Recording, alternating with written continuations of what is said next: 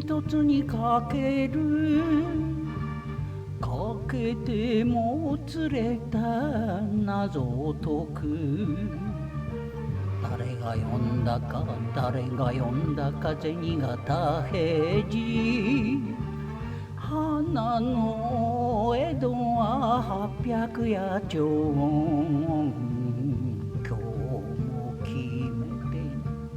今日も決めての銭が飛ぶ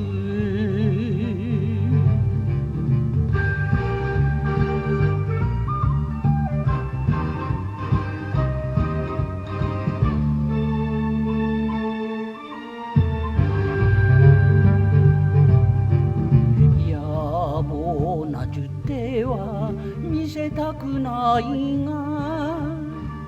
見せて聞きたいこともある悪いや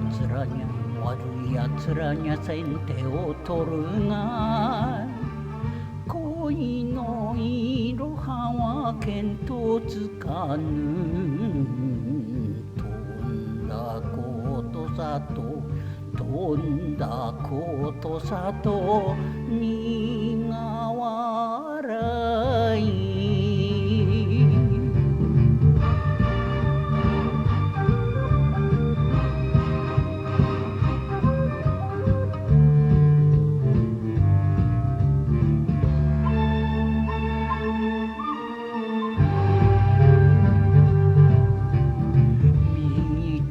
道は時には曲がりもするが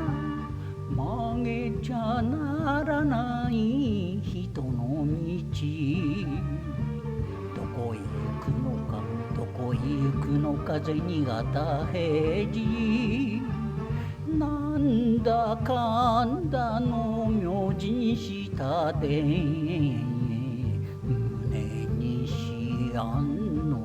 胸にしあんの